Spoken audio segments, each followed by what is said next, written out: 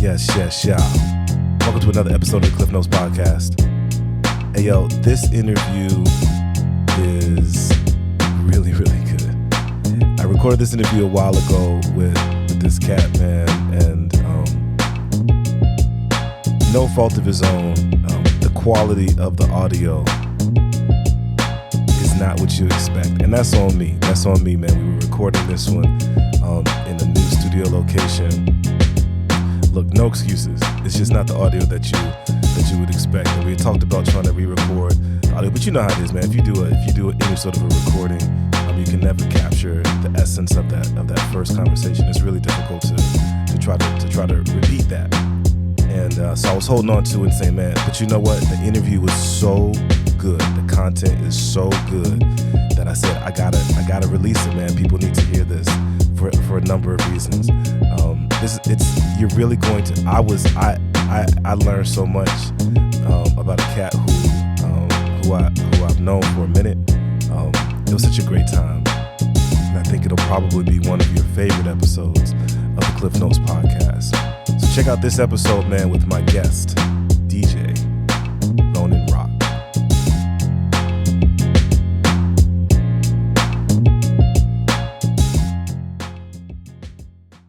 Support for the Klyph Notes podcast comes from Akepele Apparel, an idea born from a love of hip-hop, funk, and soul music and its surrounding cultures.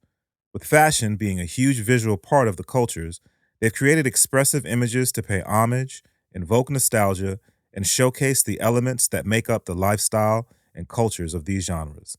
Akepele, apparel for the music lifestyle. For more information, check out akepele.com. That's AKEPELE.com.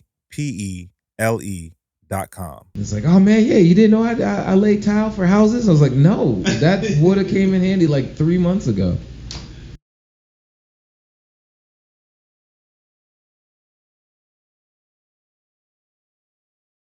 I haven't had a regular 9 to 5 in at least 12 years. Wow. And when I say to people I'm a DJ, it always, like, there's a certain amount of like awkwardness, and then I gotta put like all the caveats to it. It's like, and now I just say I'm a nationally touring DJ. Yeah. And then it's like, oh, okay, yeah, right. Now they take you seriously. Yeah. So then it makes me feel like a lot more comfortable in my skin. Whereas beforehand it was like, oh yeah, like I DJ. Mm-hmm. It's like, oh, word. So what dive bar do you DJ at? Right. Oh, so you do holiday parties? You do bar mitzvahs and. Yeah, I've done both of those. Yeah.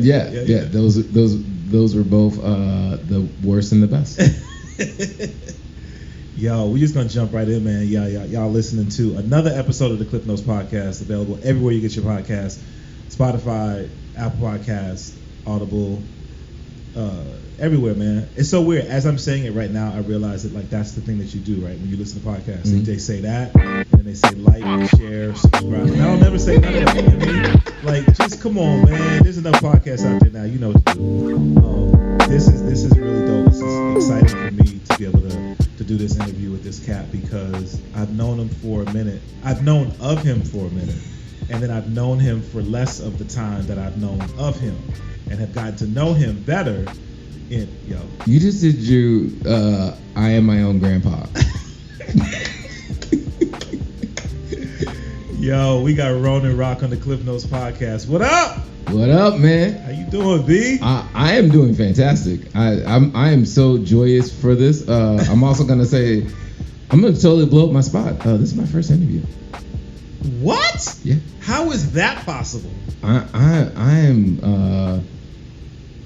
I am a mystery wrapped up in an enigma that does not like to answer questions. Oh my goodness. Funny thing is, if you ask me anything, I'll tell you the God honest truth, right. And that's probably like most of the reasons I get in trouble in my life. Well, you know what though? I think that there's definitely something to be said for that. I don't even know where to begin. So I want to begin here, bro, because I kind of mentioned it too. So off top, I gotta say thank you so much for having me on your morning drip. That was so dope. Thank you for finally coming on it. Yeah. I'm. You know how hard it is to nail down Klyph. Klyph does so much, and whenever I look at you, I realize I can't be tired. Oh my goodness. Bro. I'm just like, oh yeah, I do too much, and then I'm like, oh yo, Klyph over there. Is he recording another show? Yeah. You got 3 shows, and then he's doing X amount of events. Then he sits, yeah, man, you do, yeah. I do. And you know what? And wifey would agree with you. I do way too much. But I will say, man, it was so dope because I sent her the link when we recorded it. So she watched it live. I got back to the crib. She was watching it again. Oh, wow. You know what I mean? So you have definitely, and what you've done building your morning drip, I think is so cool because the aesthetic, I mentioned it when we were in the spot, like the aesthetic of the spot is so dope. Yeah. The way that it's built where you have that interaction between people literally people on the street. Hey, got my car broken into right in front of the show, during the show. Let me say that correctly, during the show. So let's start off with that. You got to tell that story, B. All right, man. So first off, I've had my car broken into way too many times as of late. And what basically ended up happening was we were recording the show. Ian randomly leaves out to go bring me a gift. And I don't know anything about this. He just randomly is like, I'll be right back. And I was like, all right, cool. Well, I'll like go through these other topics. And as I'm going through the topics, I see always see people like go get too close to my car. And I got somewhat of a newer car. So I'm like a little hesitant about people being next to it. Right. And I watched this person literally walk in. And I don't know what they did because I definitely locked my door. Open up my car and hop in, and I'm just like, I'm not seeing this right now. And I have the nickname of being not Batman, but Batman in the Chinatown streets because I'll get into it later. But I also got the Medal of Valor, the highest medal of honor that you can get as a civilian for doing stuff in Chinatown. What? We'll get into that later. But yeah, so they get into my car. I'm like, hold up, run out. They don't even really stop the show, but they stop the show, go out, confront the person, and it's a woman. So it's automatically a thing of like how I would naturally react to another human being breaking in my car has been shut down at least 50%. Right. And so I'm like, hey, homie, what you doing? And they're like, I'm sorry. And I'm like, I bet you are. Yeah, you sorry you got caught. You got caught. Right. I was like, I bet you are. And then the best thing about it was, she had 2 sets of keys in her hand. And I'm just like, all right, so, roll up, give me the keys. And she gives me the keys, and then I'm like, what's in your bag? Because I'm making sure none of my stuff is in your bag. I don't know. Like, I know how long you've been in there, but you opened my door in like 0.2 seconds. So right. I gotta figure this out. So anyways, get all the stuff, go back on the show, just tell her to kick rocks. She kicks rocks. And get back in, keep doing the show, and I just like go on this whole entire spiel of just being how annoyed I am, which is not a new thing, and I think you know that of how I get annoyed with things. But anyways, it was like, I just got all these keys, I got this other people's stuff. Come to find out, this woman broke into a couple of other people's cars right down the street, so I should have definitely kept her there, but I had a show to do. Right. Like, we were live. I had to keep going. So yeah. That's crazy, bro. Crazy story. So your morning drip is a morning show that you created. Yes. That we can catch live on the Twitch on the Your Morning Drip Twitch channel. Yeah, we on the Your Morning Drip on Twitch, which is, I'm just gonna tell you, trying to do a live Twitch show in the way that we're doing it was the dumbest thing possible. I just want to say how we came up with the show and then how we executed the show. Yeah.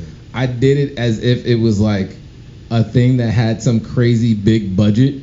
Yes, it looks like it. And it definitely has a 0.0% budget. Bruh, I know the pain. Oh man. I know the pain. Yeah. So like, do you know the story of how we came up with the show? No, and I definitely want to know the story. All right. So basically during the pandemic, because it came out of nowhere. All right. So it from an outsider's perspective. It did. So what basically happened is, one, I've always wanted to do a morning show, like literally in my like high school's career class or whatever it was, junior high, where they're like, what do you want to do for a living and everything else? I was like, I want to be on the radio. And that was like always the plan. Yeah. So anyways, flash forward to us doing the show. We were sitting in the coffee shops during the pandemic, and we've always like just been like, yo man, these conversations that we usually have like on a daily basis, because I go to Dead Stock Coffee literally every day, to an annoying amount. But anyways, we kept going to the coffee shop. We're like, we can't have these conversations because we can't sit inside. We want to be able to have these conversations. We want to have these interactions with people and everything else.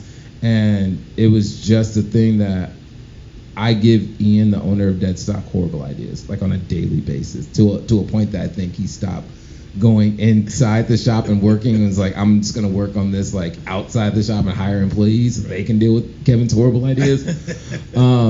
But anyways, I've given him a number of horrible ideas, and this is the one he picked. He was like, I was like, yo man, we should do a podcast, or we should do like a show. And he was just like, yeah, like the whole entire feel of the coffee shop and like conversations about all this stuff and everything else. And he's like, yeah, all right, yeah, let's do it. Wow. And I'm one of those people you should never say, hey, we should do it, because I'll do it. Yeah. I'm the worst person within that. Yeah. A lot of people I think know about that. But anyways, so yeah, we did that. Came up with the show, met up with the homie Marissa. We talked to her about the show. It became this whole entire thing. We've been planning it out since I think last year, February. Okay. And we launched it in June. We weren't supposed to launch it in June, but everybody kept linking it. So it was just the thing that I was like, all right, word, I guess we're doing it. We're doing it. Juneteenth, we're doing a whole entire festival, launching the show and everything else. Yeah. So yeah. Which was also nuts. Never launch a morning show while doing a Juneteenth street festival and then doing a whole entire art gallery show. But so you talk about I do too much. At least I spread my stuff out, bro. You be doing stuff on top of stuff, bro. Yep.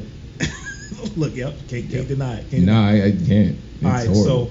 so I'm not a native of Portland. When I moved into Portland back in '94, I moved here and kind of getting settled and was just trying to just learn the city. You know what I mean? And always been into music, was recording before I moved here. So specifically, was trying to find like where recording studios and just where the scene is. And met a couple folk. I think Lightheaded was doing an event outside of Lloyd Center, like the park across from Lloyd Center. Okay. And so I met Omega and Braille, and he was going by Soul P at the time, and Othello. So they were all there, and just started building with folk. Just make sure I don't have no ringing going on. Right. And they just kept really connected with Omega Watts. Really continued to build with him, and then found out that he was doing this event. It was years later, doing this event down in Chinatown at called The Fix. Yeah, the Someday Lounge. The Someday Lounge. And so started going over there, and it was it's almost difficult to describe what it was unless you had a chance to experience it. But like a true night of DJs, a DJ crew, like amazing DJs creating this vibe. Just like it really fit with what I love about music. And so I would go and watch them play, and then see this dude who was hosting the event, and horrible. And just to see the progression, you know what I mean? Like there was this dude who was on stage. Every once in a while would be on the mic. Not very often though.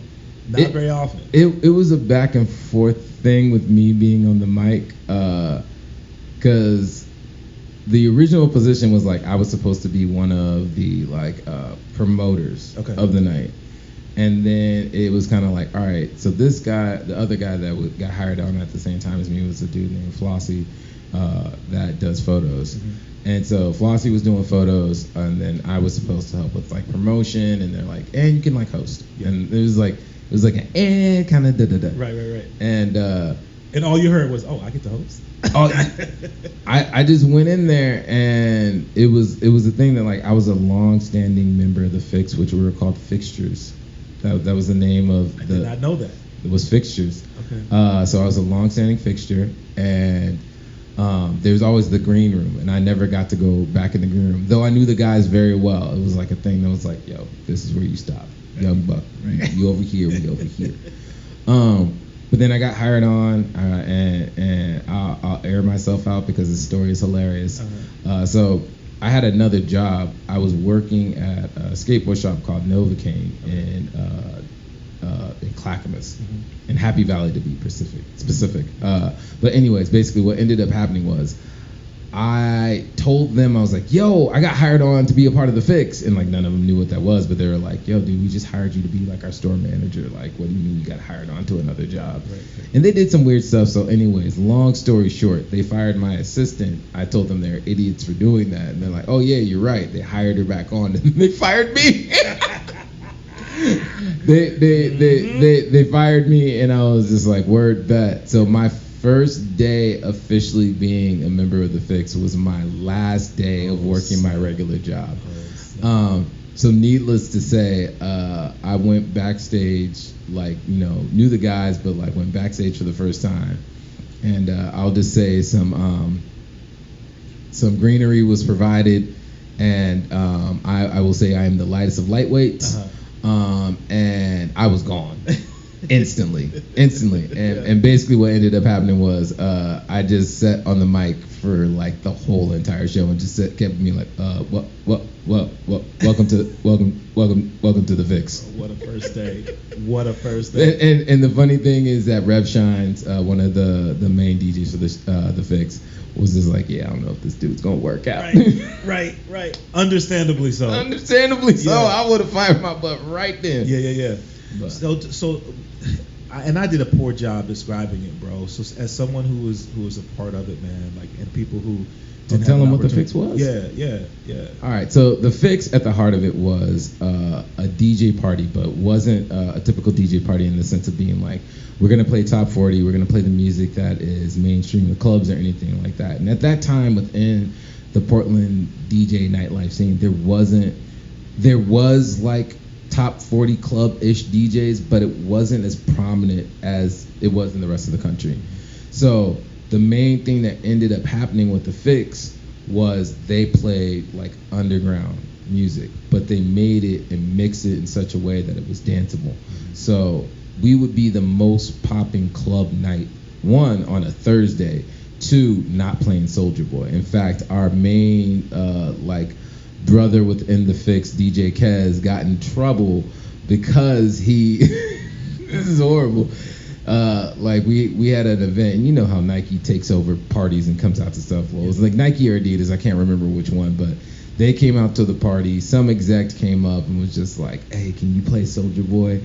And Kez is like, all right, word. And then she hops off the stage and goes to the bar or whatever. And Kez gets up on the mic and he's like, yo, this is the Fix. We don't play no Soulja Boy in here. And it was just like, it blew up. And then like they for some reason, I think we had like a big sponsor that night. So then like that got recorded. They interviewed him in the back. The whole entire conversation in the interview was about this moment. And then I think like with Lamb Weekly or Mercury was in there too. So then they wrote about it, and I was just dying. Oh my gosh, I did not know that story.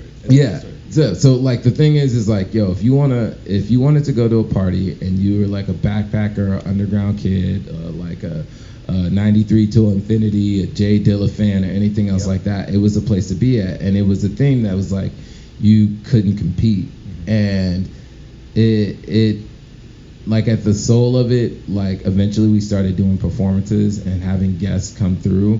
But at the soul of it, it was like, we're going to play this music like it is top 40. Yeah. We're going to play Tribe Called Quest and the De La Soul, into Sean Jackson, into Common, into Talib Kweli, and we're not going to miss a beat. You're going to dance your butt off. You're going to find a fine girl in here. And that was the other thing, because like back in those days, you know, finding a pretty face that was in the underground hip hop wasn't a regular thing. So it became a thing. So yeah, that in a nutshell was the Fix. And it was Omega Watts, Rev Shines, DJ Kez were the original three DJs. They eventually brought on Dun Diggy, and then they brought on myself to be the host. Eventually I ended up becoming a DJ on it as well. Yeah.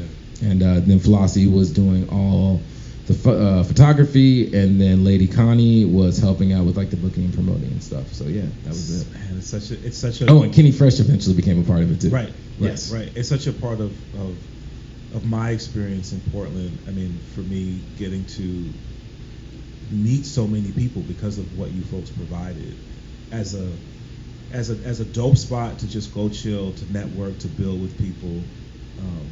So missed, bro. So missed. To me, what it really feels like now there's things like Motown Mondays and Solection and different stuff like Afro Punk Fest. Like I feel like there was a party called APT that was in New York that Q-Tip did, and it was very much borrowing from that, but it was one of the things that like it blew up. And dear God, I wish we would have moved that night to a weekend night, but we were doing it for Thursday for I don't know how many years. It feels like an infinity, but yeah. Some of the individuals who I had a chance to see that maybe I wouldn't have if who knows, but if the Fix hadn't been there, man. I got an opportunity to see Madlib in that venue. I got an opportunity to see Erykah Badu in that venue. I had an opportunity to see Pete Rock and CL Smooth in that venue. Just Freeway, Jake One, Sean Jackson, Blue in Exile, DJ Day, Spinna, Rich Medina, like the list goes on. Like we had the Executioners in there. We had Questlove. We had and I can't forget. I never will forget the one and only Spinderella. We had Maceo from De La Soul. We had so many like dope individuals. Even when we ended up doing the VTech series with Kenny within the Fix, and we ended up having like Jay Davy and Invincible, like just so many people. And it was a thing that like always drove me crazy because like I think about it now.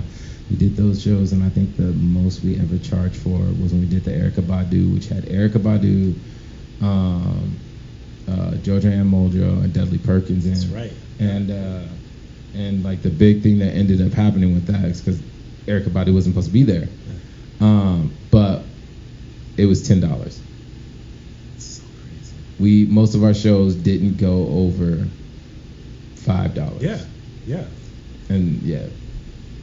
It's like again, just such an amazing part of the history here. So how did you then go from host to DJ? And I mean, what was the journey from there? Because from my perspective, you did that, and then I didn't really see you. And the next time I saw you, you were doing things that I didn't realize on such a large scale that I didn't realize. Oh snap! That's actually Ronin. So after the Fix went away, So before the Fix went away, we started doing a party called Annie Up, and it was a thing that I started DJing. Like everyone kind of weirdly was like, Ronin should be a DJ, and I was like, secretly I already am a DJ, but I'm a bedroom DJ. I just don't come out and do clubs. And it turned into a thing that all my friends just kept being like, Lee Feldman was like, hey, come and DJ. Aaron Hall that owns Digapony, or used to own Digapony for I think another month he owns Digapony. Aaron Hall was like, yo, come and play out with me over here. And then it just kind of kept going from there. And actually the owners of the Someday Lounge came to me and was just like, hey, we want you to do an event. And I was like, huh? I do an event. It's called The Fix. Right. And they were like, no, we want you to do like your own event. And I was like, word. And I was already friends with Doc Adam and DJ Nature, and I like talked to them about it, and because I originally went to ask the dudes at The Fix, like, hey, let's do another version on Saturday, and they're like, nah, we ain't doing that. We got our thing, we good. And so we ended up doing our event on Saturday with me, Adam, and Nature. And I'm gonna be honest, man, it was hard fought, and I very quickly learned the business of DJing even before I even really got into DJing. What do you mean? Because like I knew what the dudes at The Fix got paid, and I knew how like the nights ran within The Fix, so I knew what the money game of it was. And the owners came to me and were just like, yo, like, this is the deal. And I was like, that's not the deal. And I very quickly realized, I was like, oh, there's 3 people sitting at this table, and there's me. And I'm being jumped right now in a sense. And I'm not saying this is anything bad about the owners. Like, the owners just do this. This is how they work. Yeah. But anyways, they were just like, they talked to me about the deal. We negotiated. I realized to bring my boys, came back with my boys, and I was like, do you know who this is? This is Doc Adam. He's done X, Y, and Z. He runs these parties. He's this big. Do you know who this person is? This is DJ Nature. He's reputable in these ways. He's done these parties. He's this big. Yeah. I'm Ronin Roc. I host the Fix. Right. And they're just like, cool, so we'll accept your offer. And I was like, thank you. And so like that was like our first step into it. And we did our first party, and I remember that we tried to make it. It was a really weird marketing scheme, but we just put the logo everywhere for Annie Up. Mm-hmm. And the logo for Annie Up is reminiscent of the Blazers. That's the best way I think I can legally say it. Yeah. And we just posted it around the town. We did a blog, so we had the blog connected to it, and then we did the party, and it was really successful off the jump. I think more so than they originally thought we were going to be. So they didn't book us for the next month. And I was just like, well, I'm not going to lose this momentum. We just did a successful party on the first night. We need to have the next month to have another one. So we ended up doing the Crown Room. Mm-hmm. And the Crown Room was even crazier. And the other owner of that club was just like, it was like maybe like 9:40, 10 o'clock or something like that. And he's just like, yo, bro, where's all the people? Mm-hmm. Like, what's going on? And I'm sitting in the back room. I remember this vividly because my computer died. Mm-hmm. But anyways, my computer died. I was trying to fix it, trying to run this party. And then it flooded, got packed. It was crazy. And they were just like, all right, cool, we'll turn this into a monthly. And I was just like, just like that. And I was just like, but we already have a monthly, technically, next door at Someday. Okay. And I went to the guys and I was like, yo, what do you want to do? And they're like, yo, we want to play a Crown Room. Yeah. And I was just like, but we kind of had this whole entire thing Someday. Like, we need to, well, let me see if I can figure it out. And I was just basically like, hey, we'll do the first party of the month with you Someday. We'll do the third or the last Friday or Saturday of the month with Crown Room. Yeah. And they both signed off. And I was like, so we'll call this one Annie Up. This will be Annie Up, and then this other one will be Annie Up Presents Raw. And then I was really corny and very, very nerdy back in the day, and I put remix on it. I remember that. And everybody's like, oh, it's a remix party. And I was just like, sure. Yeah. And we did it. We were able to do both parties for several years. And we were doing that while I was doing the Fix. So I then had 3 of the relatively bigger parties. Like, I was on the Fix, I was on Annie Up, and I was on Raw. Yeah. I mean, from there we started doing more stuff at Tube. We started playing there a lot. Yeah. And eventually I took over Tube stays. In fact, the original start of it is my favorite story of all my stories. Because this is truly my moment of DJing where I'm like, okay, this is what I'm gonna do. Yeah. Best story ever. So go to do this Tuesday, randomly get hit up by the owner, Mikey McKennedy, because he used to own it, the guy that owned Sizzle Pie for a while. Okay. He owned Tube. Show up, he's like, hey, I want you to do this party on Tuesday with this dude named Spencer. And I was like, all right, cool. That day, everyone's blowing up each other. It's like, hey, Dave Chappelle saw on the Max and doing X, Y, and Z, da-da-da-da-da. And I was just like, yo. And then Dave Chappelle's going to be at Pioneer Square tonight doing da-da-da-da-da. I'm like, I got DJ at Tube. It's Tube Tuesday. I can't. I want to see Dave Chappelle. Right.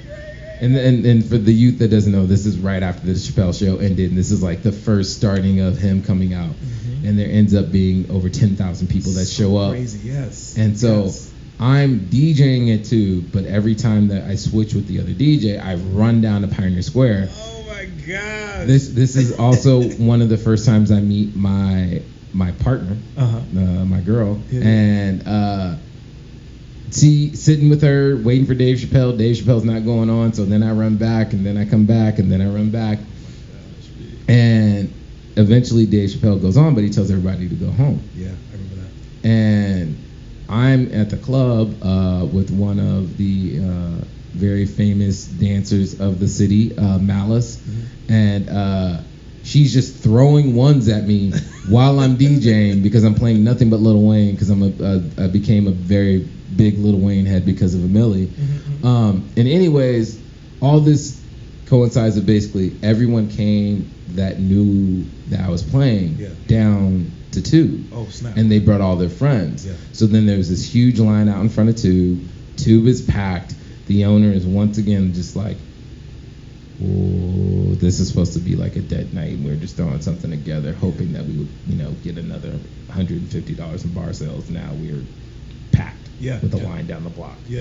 And so the owner ended up giving us the Tuesday night, and we started doing that. It's so funny though, bro, because you tell these stories, and we think about the vastness of these nights that you built, and then what we're going to get into in terms of what you're doing now. But it feels like it just started from you just kind of being in spaces versus you saying, like, laying out this grand plan of how I'm going to do it. Can I blow your mind with the first party that we did that was even before the fix? Yeah. All right. So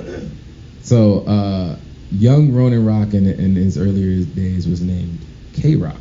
I know, big difference, real crazy. K-Roc was a rapper, and when K-Roc rapped, he was in a group called Soul Sound. Please, no one look that up. Oh, bro, believe. And remember, I got a radio show. Man. Oh, yeah, don't look that up. Please don't look that up.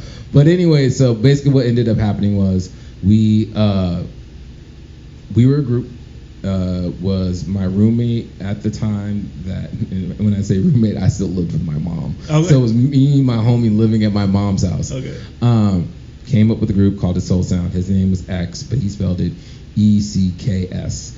And then I was K-Roc. Okay. And so we ended up doing these shows at this hookah bar.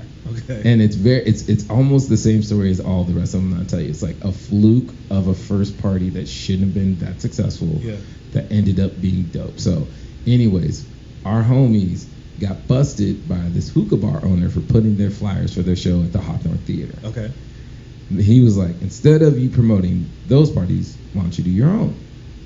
Our friends then was like, hey, we're gonna throw a show. You guys should open for us. And we're like, cool. Yeah.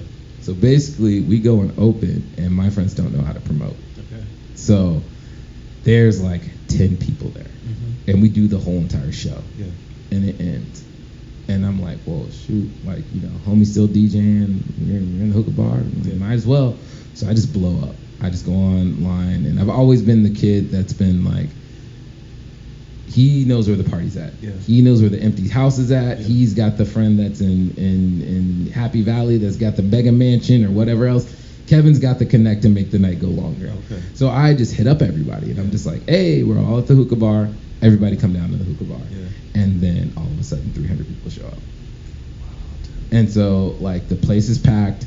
The owner is just like, what the heck? All the rappers that are there, and this is Ep at the time. Oh, word, yeah. Ep. So this is the X group back in the day with Diesel P, aka Randy. Randall Wyatt had their group. So they're in their group, Brooks Point. We were Soul Sound, and so we already did the show. And they're just sitting to me like, man, all these people are here, man. We wish we would have. I'm just like, just run it again. Word. And they're just like, what? I'm like, nobody knows besides those like 4 people over there. Run it again. Right. So we ran it again. People went crazy. Like, it was super good. The owner was just like, all right, word. So we're doing this, and this is like our original version of the fix. We're gonna do this every Thursday. Oh wow. Okay. And so we did it every Thursday for X amount of time until the owner was just like, I'm gonna separate you guys two, because I have 2 storefronts. Okay. I'm gonna let you guys do a storefront, and then you guys do this other storefront. Yeah. But then he made the mistake of doing it on the same day, not realizing that like I was one of the people bringing a large portion of the crowd. Right. So then he was just like, all right, well, I can't have you both be on Thursday because now I'm eating up my money and splitting it up. Right. I'm gonna give you guys Saturdays and let y'all do Saturdays, and then let you guys do Thursdays. So anyways, long story short, we were doing like shows every week for like probably like almost like a year and a half or a year, every week doing the same songs and throwing it like a party. And then DJ Flip Flop. Yep. Flip Flop would DJ it, with Queasy. Yep. And so they would both be DJing at the one that was in Milwaukee, and then we were doing the one that was out in Sherwood. Yeah. And yeah, dude, it turned into a thing so much that a homie made shirts for us that he painted.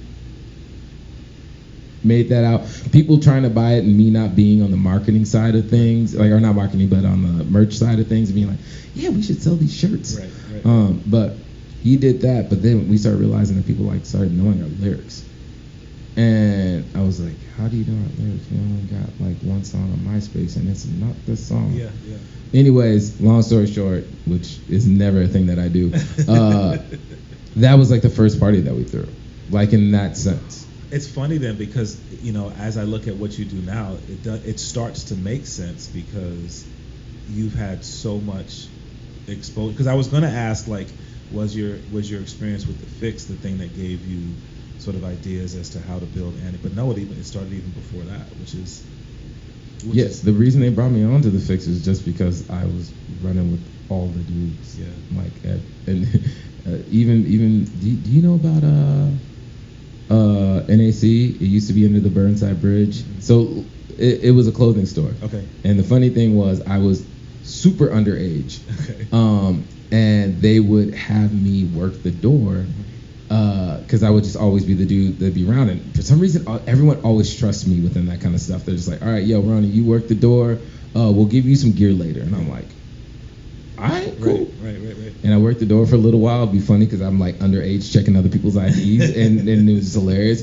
But I would also like rap and battle within that stuff. And I will say this to toot my own horn and to dust off my own shoulders. On freestyling, rapping back then,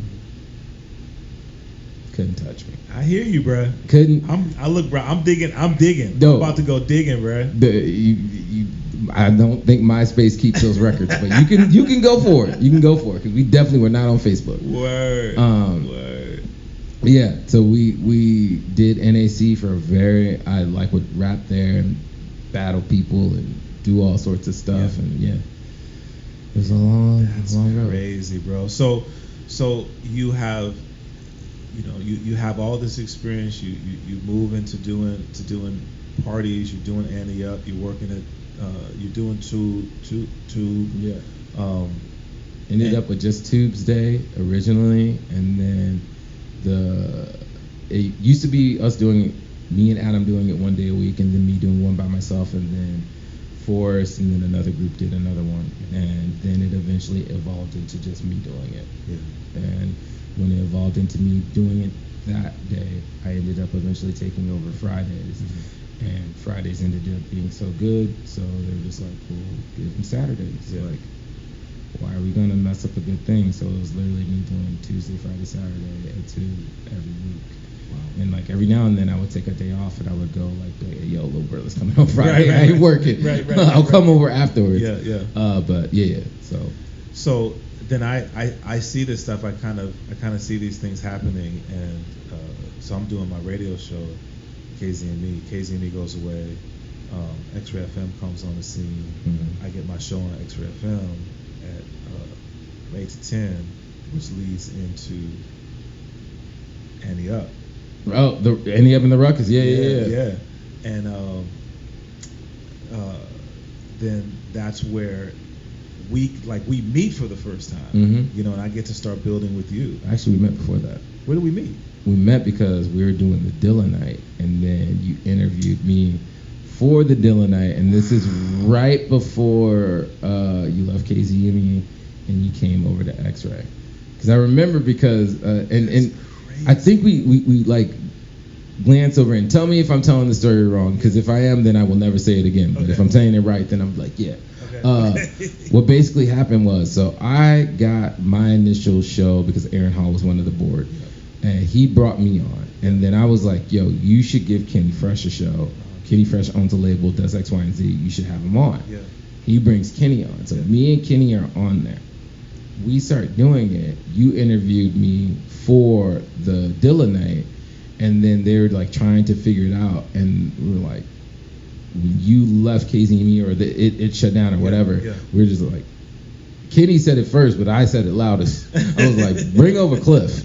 Like, this is the thing that makes a sense. And they were just like, word. And then they just like ran off. And then the next thing I know is you're on with us. Yeah. No, I mean, that sounds right, because then I remember, because the person that I talked to was Aaron. That's nuts, bro. That's so crazy. Yeah. That's so crazy. So then you're doing Radio Ruckus on XRAY, and it was really, I mean, is it fair to say it was a representation of what people might see at a live?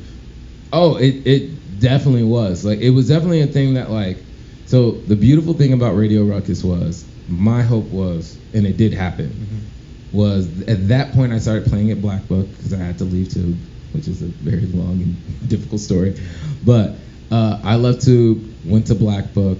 When I went to Black Book, we started the show, and my radio show was at the same time my night was.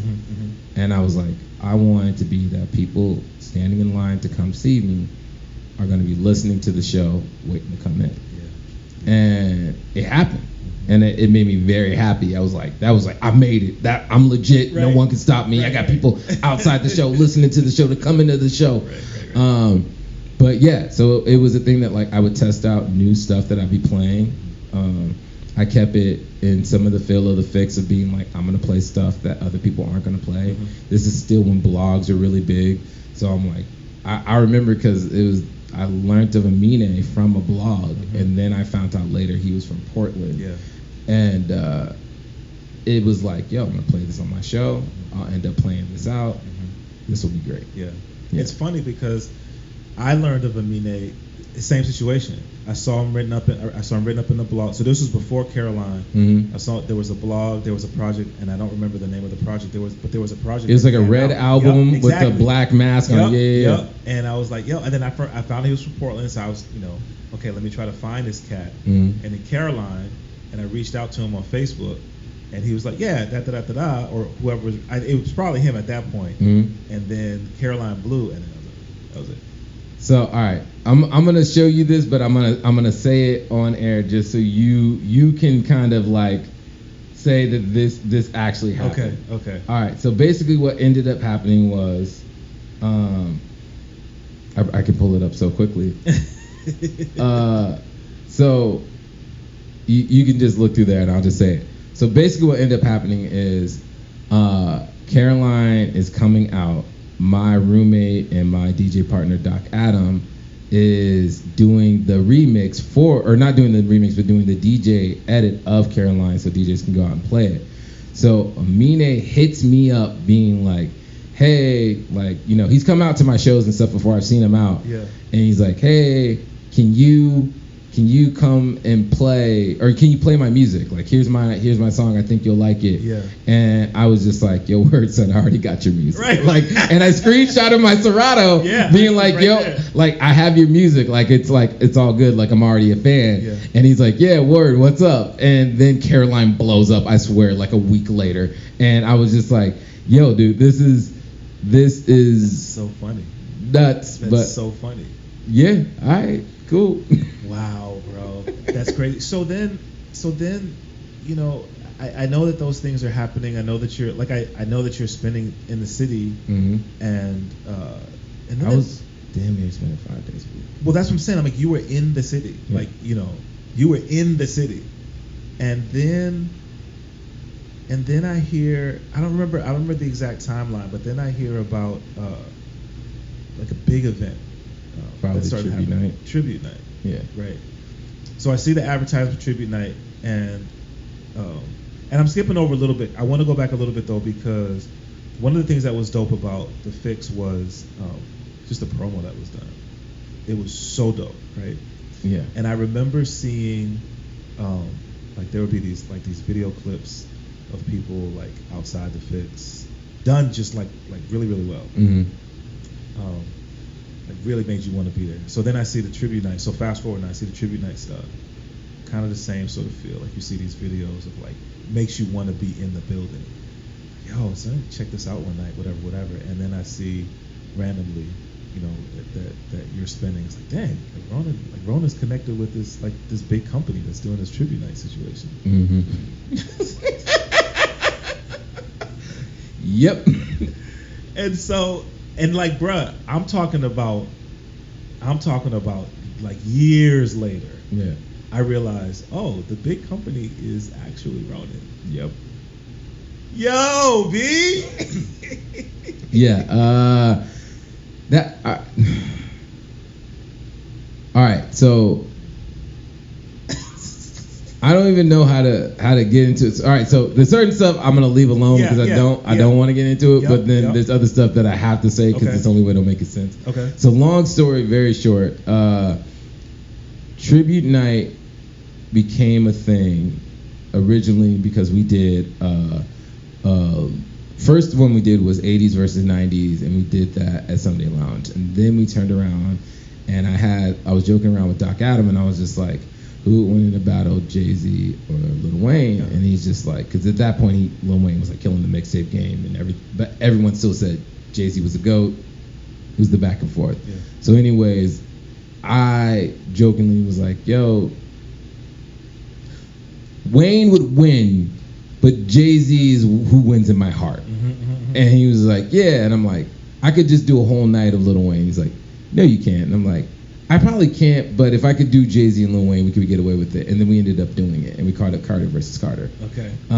Which is super funny because then later on. Right. Anyways, just to close down that part of the story. So we did that at Crown Room, and flash forward, I had a moment in history where I'll just put it this way: the cops did not like me in Portland, which I still don't understand. But I'll just say it this way: I was labeled a gang member. I am not a gang member, nor have I ever been a gang member, but I was labeled one. And they went around to all the clubs and basically told them that, like, hey, he's a gang member. If you keep him on, then we're going to, like, essentially shut you down. And I had one group, one bar that stayed with me. Yeah. And they weren't going to stay with me for long. They let me know. Yeah. And so it was a thing that it was one of those, if I don't do something, then everything's gonna go away. Yeah. So I have to do something. And a homie of mine by the name of Chaz, his girlfriend at the time, always used to tell me how much she loved Beyonce. And I was a big fan of Beyonce, but I wasn't like that big of a fan of Beyonce. Yeah. But she would always try to get me to play it. And one night I just played back-to-back Beyonce songs. And she went nuts, and her friends went nuts. The rest of the crowd hated it. But I was like, yo, this is fun. And flash forward, I was at Dig-A-Pony. We kind of did the same thing again, where I was joking around with my homie Palmer, and he's just like, man, you play a lot of Drake. And I always got in trouble for playing too much Drake. Even on the radio station, they were just like, yo, are you doing a special Drake thing? What's going on? Because you're playing nothing but Drake. And I'm like, I just played 5 songs in a row. It's not that big of a deal. It was all of 5 minutes. I'm a very quick mixer. But anyways, so once again told him, like, I can play Drake and Kanye for the rest of the night, and I promise you no one will bat an eye. And there he was just like, nah, man, that's not possible. And I was like, watch. And I did it. And then it was like, not only did no one bat an eye, but everyone had like a really good time. Yeah. And so it became at this point that I was like, you know what? I'm going to do not only a Beyonce night, but I'm going to do a Beyonce versus Rihanna. And then when I looked at it, I was like, Beyonce versus Rihanna. Oh, shoot, R&B. Make total sense. Let me throw that on there. Did it at Dig-A-Pony, and it sold out. And the reason why we had to do it at Dig-A-Pony, the reason why I did that night is because I couldn't play anywhere else. I couldn't play unless it was a Sunday night type weird thing, or, you know, the one bar that still had me on there for the weekends. Like, they were just trying to label me as like a troublemaker and a gang member and stuff. And I was just like, yo, how can I play a party where there's no way, absolutely no way. Okay, I'm going to play nothing but Beyonce and Rihanna all night. Yeah. I'll have a sold out night. Yeah. And then you know what I'm going to do after that? I'm going to play the softest rapper alive. and I'm going to dust these people. Yeah. And I did. And it became a success. There was definitely some fights within venues because, you know, There's no original idea under the sun, but especially it's not in Portland. But yeah, we did it. We brought it to Holocene. We ended up starting doing the Bay Day over there with them. And I'll be completely honest, they came up with the name Bay Day, though we were going to already do the party. There's a little bit of a kerfuffle, as one would say, within the night, but everything ended up straightening out, and we did the party. It was a huge success. We started doing it annually, and it became the game of Ronin Roc, which has always been a thing of me convincing white club owners that I had a good idea. And we ended up doing Drake night. We did Drake versus Kanye. We later on did the Daft Punk tribute night. We did Prince, Michael, and Stevie. We called that Three Kings. We did a West Coast tribute night. We've done a bunch. And we did it there at Holocene for a long time. And we also then started up Slay. Slay is a party that is probably closer to my heart than tribute night. Why is that? So I grew up in a household that was very much I wouldn't say that our family at any means was homophobic, because we weren't. But it was definitely a thing that, like, other people aren't comfortable with this. We don't know what our kids know. We're going to the family reunion. We're going to tell you, hey, you got a gay family member, they're here. Don't you dare say anything out of pocket. And I was just like, what we say out of pocket? We your kids. Right. Whoopings on deck. Like, I ain't going to be out of pocket at no family reunion. But anyways, they told us that, and it was a thing that, like, later on I've always been the person that's like, not to protect the little guy, but I'm never gonna let you sit up here and target someone. Not around me. And it's been a problem and a part of my personality my whole life. I think that's always kind of also the reason with me within parties, because I was always like, everyone's included. Like you, the skaters, the rappers, or whatever else. But all that to say, basically, Slay was a thing where I was like, I want to be able to go to parties with not only my gay family members, but also for my family members and my friends that are gay, that they're able to bring out their people to parties, and it not always having to be either or. Like, hey, we could either go to the drag club or we can go to the hip hop party. Either way, someone's gonna feel awkward. And I was like, I didn't want that to be a thing. And even more so, I wanted a place where we can come together and realize that, like, these so-called differences between us aren't that different. I love Lil Wayne just like you love Lil Wayne. Lil Wayne has some problematic lyrics, but you know what? We still both love him. We're gonna sing this music, we're gonna be around each other, and we're gonna realize that, like, the thing at the end of the day that we both want is just human rights. And so that became like a really close thing to me, just because I saw so much how other people loved it. And then more so to me, it became a thing that I was like, I already have the big party. And this is like, I actually gave up another night to do Slay. I was actually supposed to start another version of Tribute Night. I still plan on doing, but anyways, all that to say, I gave up another night to do Slay, and we started doing donations with it, because right at that point it was the same time that Trump got elected, and the ACLU became like a big prominent thing, like in the social sphere. And I was like, I want to help.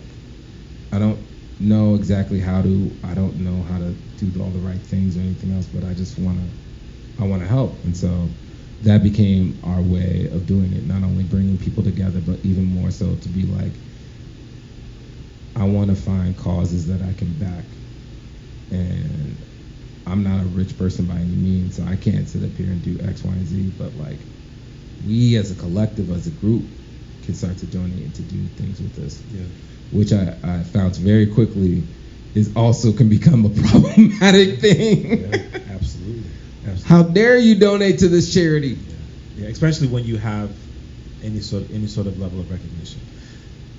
Man, Yeah. I've been told within doing the right thing that I was doing the wrong thing so many times that I'm like, I get why people don't tell people what they're doing, or don't disclose that information. Yeah. But no, bro, that wasn't lost on me, recognizing that you were using your platforms, and I've seen you do that on many occasions. Some that obviously hit very close to home, as black men, when we saw the outpouring of support for one another, for our communities, and people standing up, and we standing up for inequality in an outward way that we hadn't seen probably since the civil rights movement. That you were there working to organize, you were there making telephone calls, you were there calling for people, hey, let's come together and let's do this thing. And big ups to you for taking that on, and I don't know, man, just providing so many of us were frustrated, and a great sense of not really knowing what to do with that energy. And you utilized your voice through the different means that you have to bring people together, and I think that's something that we should not forget. What you were trying to do. I'll say this: I didn't want to do it. I'll be very honest. When everything happened with George Floyd, I was so mad. Mm-hmm. And being in Portland, being surrounded by white people, and knowing how they were going to take advantage of the situation, how people were going to use this as a catalyst to catapult them in whatever direction. It was a thing that I very much was like, I don't want to be around this, especially like being labeled as a gang member already, and trying to help out, trying to be a part of things, and getting like things backfire in my face. I was just like, I don't want to do nothing for none of these people. Yeah. And my partner was like, we need to go out. And she took me out into it, and I went through the protest, and the first initial thing was like, damn, these white people offering them with these chants. I mean, like, they couldn't get a clap on beat to save their life. And it just became this like slow progressive thing for me, where I was like, all right, I don't want to say anything. I don't want to be there. I don't want to join it. All right, I'm going to go there. I'm going to be there, but I'm not going to say anything. All right, y'all messing this up. Y'all can't mess this up, so I'm going to sit up here and sing and clap and do the things that we need to do. All right, y'all don't have the sound for this stuff. The people can't hear the message. Like, all right, so I'll provide the sound. All right, I provided the sound. Y'all need another truck in the thing. All right, I'll give you my truck. Like, all right, what else do we need? What do we need to do to get this done? And I just went to the point of being like, I bought generators, I bought tents, like the pop-up ones, the shade in the sun. I brought down all the recording equipment to record the things, to hopefully broadcast them later on for people that couldn't hear them. I went into debt. Like, while you hear these other people that made like tens of thousands of dollars in donations, I went into tens of thousands of dollars in debt. Like, and it was a thing that I'm like, I'll figure it out later. Yeah. And it, at the end of the day, for me, I realized that, and I learned this because my girl put me on to Angela Davis. Like, I knew who she was, but I didn't know her story. Yeah. And I just learned a lot about Angela Davis, and then I heard the statement of power to the people, and then I heard the more so Fred Hampton and all these people that worked within not only the black community, but the ethos of just the people that have been used and been taken advantage of. And it's usually a thing where it has to do with class more so than race, but they use race as a tool to disrupt the classes, to make you not see what's going on. And I was just like, I really realized, and I was like, so it's power to the people, and that's it. It's not All right, trans lives matters, Black lives matter, Asian lives matter. It's like no, it's power to the people. Yeah. Hands down, no questions asked. And that was the thing that made it click with me with the protest. But then came around and made me realize more so, once again, why I love Slay. Yeah. And I was just like, man, I gotta keep this going. Yeah. I gotta figure this out. And it was a big stepping point for me of change when I started to play outside the city. Yeah. And which was cool to see. You know what I'm saying? Which was cool to see, because I think it was around the time that I realized that tribute night was you, that I started to see, like playing the Brooklyn Bowl. I'm doing shows in San Francisco, yeah, doing shows in Seattle, doing shows in Vegas, yeah. like doing them all over. And the one thing that really got me on that, like, I'll say, I don't know who loves me this much right now, but one of the things that really got me when we started doing shows out of town, it's weird to say this, but I'm just gonna sound conceited. I don't care. It was the thing back in the day when we did shows. My way of promoting within, I think you were trying to allude to earlier, was like the videos and different stuff like that. Yes. I did do some of the videos. I didn't do all of the videos, but I did do like a large portion of them. Okay. Some of the videos and photos, and I got into that to help to do the fix. Yeah. But what that turned into was, I had a lot of times where I heard people that were like, man, my party was going off, or our event was doing X, Y, and Z, and da-da-da-da-da. And this is like at the beginning of Instagram. Mm-hmm. And I was like, no, it wasn't. I was there. I came to support. Yeah. Your party was dead. But I was like, how do I let people know that like our event is doing well without just taking random pictures within the bar, because so many people take pictures within the bar, and it's like, I'm gonna take the pictures of my 5 friends over here, and it's gonna make everything look great. So I just started taking pictures in the line, and I just started saying, I told you. And that became a thing when we did it in front of Tube, when like, and we didn't even get into this point, but I just gotta say this point because like, I don't know the next time I'm gonna do one of these interviews. We had like ridiculous stars come through Tuesday back in the day, like name drop, baby. All right. Name drop. My favorite was Raphael Sadiq. So Raphael Sadiq was sitting in the corner, and my homie comes up to me and he's like, yo man, that's Raphael Sadiq over there. And I was just like, man, that ain't Raphael Sadiq. You don't know no Raphael Sadiq. And he's like, man, that's Raphael Sadiq. And I'm like, all right, word, we're gonna test this. And I can't remember what song I played either. Was it Tony or whatever it was? Yeah. But I throw on a song, and me and my homeboys, this looks like straight out of like a Friday movie. We are like, hold over. Look over the side of the DJ booth and look at him and give him the head nod, and he's just like, hey. And I was just like, oh, word, we are going to do a Raphael's, we're going off. We're going all the way off. Yeah. And so I just went all the way off that night. It was already a great night, but like, then I just went off playing his music and music like his and stuff like that. Mm-hmm. And I guess it was like kind of another version of Tribute Night now, thinking about it. Exactly. It sounds. And then he comes over and he's just like, yo, man, like, I really love your stuff. And I was just like, thank you. Right. You made. Right.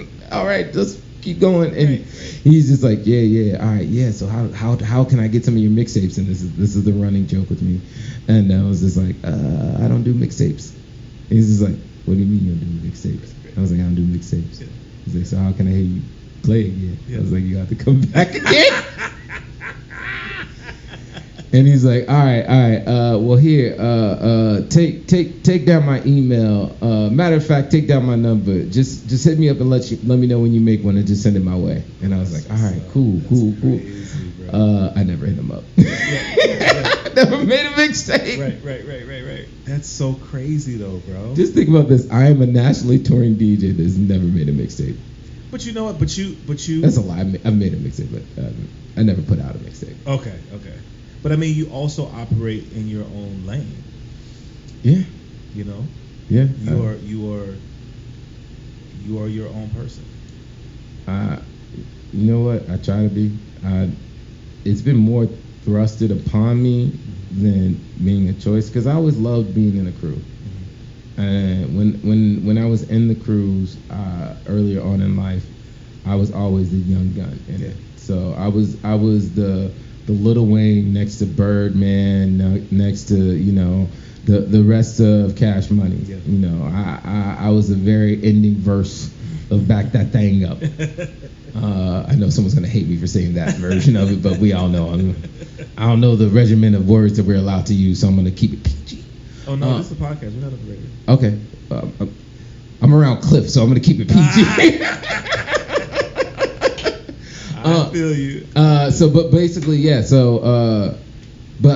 It was the thing that was always like, I'm next to Doc Adam and DJ Nature. Yeah.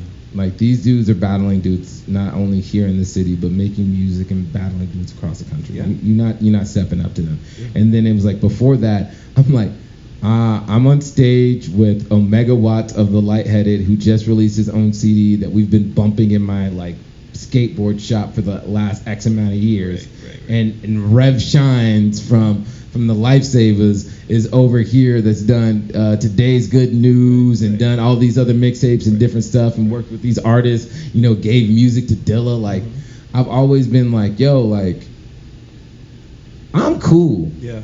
These are the GOATs. Yeah. Like, absolutely. Like, look at my big brothers. Like, my big brothers will dust you. Yeah. Don't even let it come to anything about me. Right. So that was always a thing for me. But when we got to the point of when we started doing Tribute Night, we started doing Slay, I just went very hard in like the marketing, branding, the identity of it, to another level. And it was one thing for us was like, it was an ego thing for me because I played next to the GOATs. Yeah. It's like, you don't need to be revered as Michael to still be Scottie Pippen and be like, I can dust 90% of you out here. Yeah. Like, throw me the ball. Like, everyone forgets, Scottie took him to the championship when Jordan left. He didn't win, but he took him all away. Yeah. And so it's a thing for me that I'm definitely at that point when we were doing Tribute Night, I was like, you can give me 2 artists. You can give me 1 artist. You can give me 3 artists. You can give me the artist that you didn't want. Just like at the Fix, where it was like, you can be the biggest bottle club serving DJ out here, but you're not messing with the Fix. Right. We're gonna play the right music, the good music, and you ain't gonna be able to mess with this. And that's the attitude that I carried on when we started doing Tribute Night. I'm like, yo, you can just give me Drake and I'll sit up here and I'll show you what's up. You can just give me Lil Wayne and I'll show you what's up. Yeah. Like, I have no fears within that. And I did that to a point where I very much like proved myself, but then certain people thought it was a novelty. And that was always my favorite thing. I was like, oh, it's a novelty that I'm playing Beyonce and all these people are all right. Yeah. I was like, did you forget about Slay? No, but then you, that's one of the things that I think is important to note, that you've been outside. I promise I'm humble. You've been outside the city. Yeah. You've taken these events outside the city. These events have been requested outside the city. Yeah. And that's got to give you a different perspective. I mean, with our last 2 parties in New York, and it was a thing that I heard the whispering of definitely like, oh man, COVID happened. You see, Ronin, he ain't coming back. Yeah. He's done. Yeah. It's time for someone else to take the crown. Yeah. And I was like, yo, bro, I've been, when we did our first party back in New York, I knew we were back. But when we did the Biggie tribute, and it was a thing that like, as much as I'm being boastful about all these events and stuff and everything else, like I truly am a person that like realizes I'm lucky within a lot of this. I don't, right place, right time, destiny, whatever it is, like, thank you. But when we did the Biggie tribute night, I've had this idea. We did the Biggie tribute night here in Portland a couple of years ago before COVID with me and Shines, and it was at Dig Upon Me. And we just did like a very special version of tribute nights over there. And it blew up and it did good. Yeah. And I was like, yo, dear God, I want to do this in New York. Dear God, I want to do this in Brooklyn. How can I make this happen? And I had a night, It was very close to it. We were like 10 days out, and I waited. I waited for a minute because I wanted to make sure the right people weren't going to do a Biggie tribute night. That I didn't go step foot in New York and be like, yo, I'm going to do the Biggie tribute night where it's like, you know, X, Y, and Z people should be doing it. Yeah. When it was to 10 days out, I was like, screw it, I'm doing it. Yeah. And I had the after party, and I've had it for several years, where I do the after party after Slick Rick's birthday bash. And I did it after that, and it blew up. Yeah. It blew up first day, and the venue hit me up, and they're just like, what are you doing? And I was like, none. And they were stoked about it. It blew up. It sold out immediately. And then it got so crazy that Mr. C hit me up. The legendary Mr. C, if you don't know who that is, he is the individual that used to be on New York radio, discovered Biggie, just a legend within it, like, you know, worked with Big Daddy Kane, all this other sorts of stuff. Yes. And he hit me up being like, yo, bro, like, I've told you I wanted to play your parties before. I'm going to play this one. Yeah. And I was like, word. And he came through, and then Junior Mafia came through, and Little C's, and Nino Brown, and they all came through. Most of the people that were there for Slick Rick's night stayed through. So like our DJ crew's namesake, MOP, came through with Annie Up and played that, and Busta Rhymes was there, Black Sheep was there, Keith Murray was there, obviously Slick was there. Yeah. And it was like a magical moment in New York, and it was a thing that I was like, it's probably like my proudest moment as a DJ in the sense of like, I created this. Yes, yeah. Like, I made this moment happen because like, it was like wall to wall. You couldn't fit one more body in there. And Mr. C is going crazy on the decks and on the mic. Out of nowhere, Junior Mafia is coming up the side of the stage. Busta is standing at the top of the rafters in the green room, looking down. And I even posted a picture. I was like, this is what's going on downstairs, and this is what's going on upstairs. Yeah. And I was so unbelievably happy. Yeah. And I was like, I did this in 10 days. And the venue was stoked and everything else. And I talked to everyone, like, you know, exchange information, and they're just like, man, yeah, this is really great. Can't wait to work with you again. And I was like, yeah, it's going to be happening again in May. And they're just like, what? I was like, oh, this is like the testing ground. The one we're doing in May is going to be way worse. And they're just like, how? And I was like, well, we're celebrating on Biggie's death day. Yeah. I'm about to do Biggie's birthday. Yeah. And they were just like, what? And I won't get too much into it because we haven't like officially announced it yet. But Right. Some exclusive. screw it. 5 Boroughs of Death. Woo! And like I'm stupid excited for that, and like it meant a lot to me because like once again, I love Drake, I love Beyonce, I love all that kind of music. I have no hate in my heart anymore about like different genres of music. Music is music. If it's good, it's great. And if it's bad, yo, whatever. It's like pizza. Pizza's pizza, no matter what. Right. So, you know, that party meant a lot to me. There's a couple of other tribute nights that we're gonna do because there was at a certain point that we were doing these really huge tribute nights that I was like worried about being like, yo, I want to do these other parties that we've done in the past. Like, I don't want to do the Native Tongues tribute night. I want to do these other, you know, we still do the Dilla tribute night, and I don't want that to be like looked down upon because I'm doing a Beyonce tribute night. And then some, you know, I don't care. I love it, but I know some other people have problems about it. You know the funny thing with that, Klyph, was when you start doing sold out 600, 700,000 person shows. Yeah.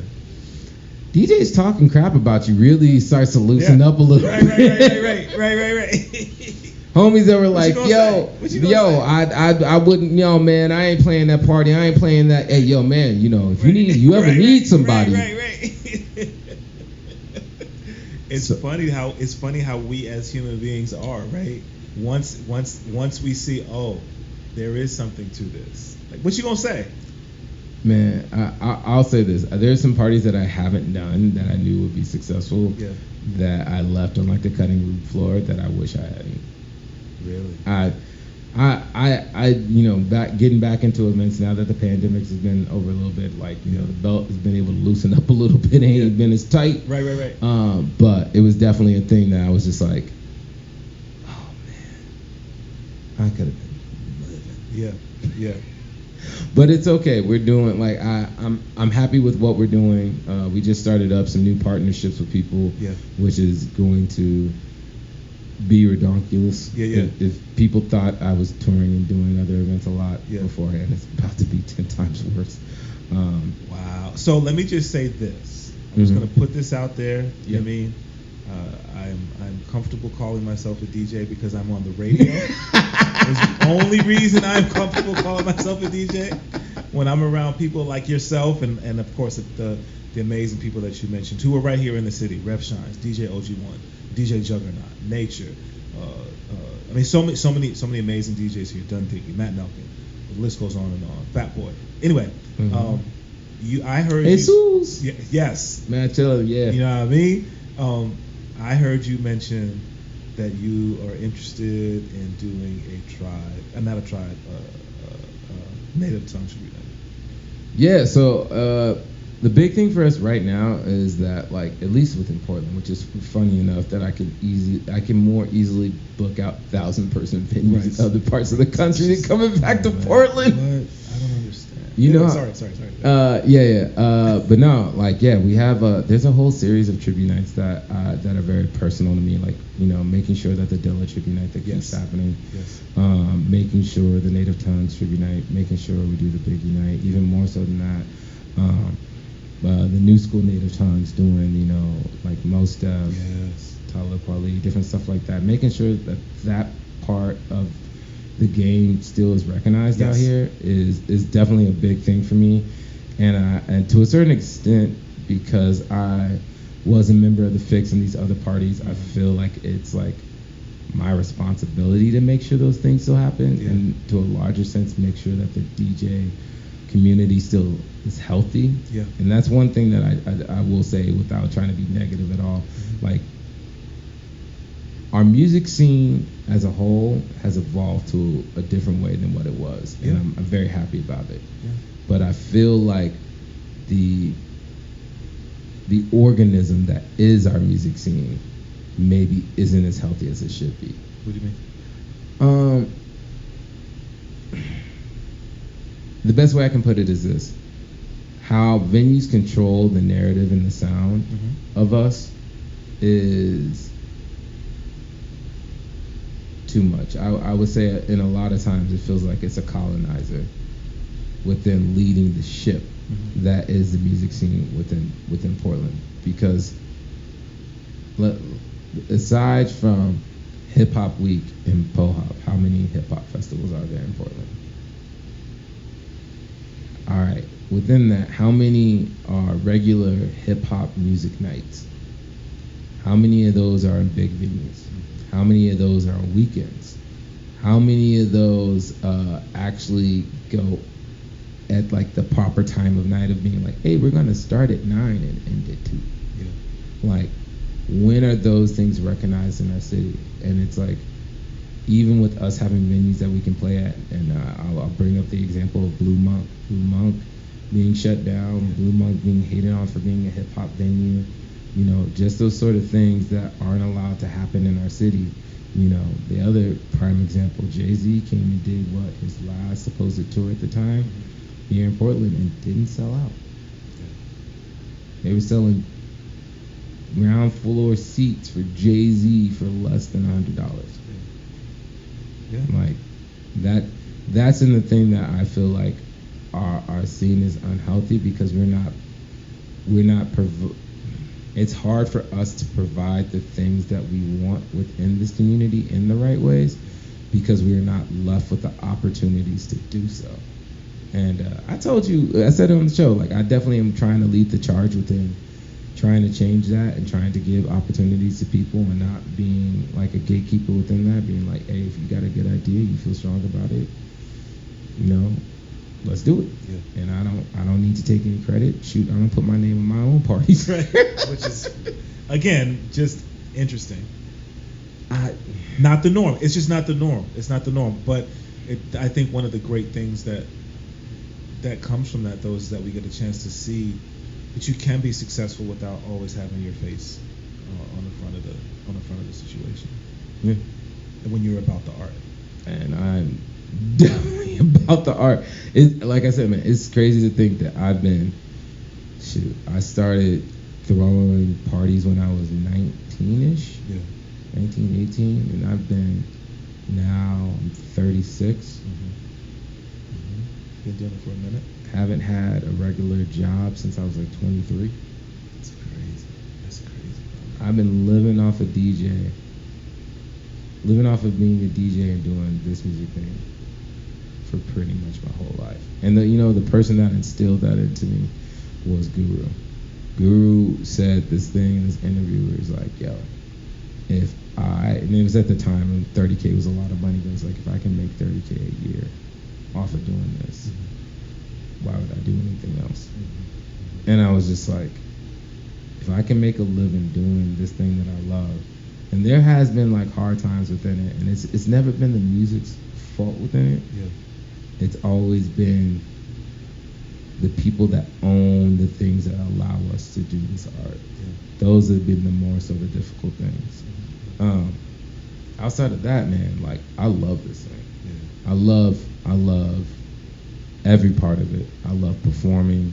I love making the shows. I love coming up with the nights. I love coming up with the concept. I love even doing the marketing. I mean, all the marketing that we did turns into an art series for me.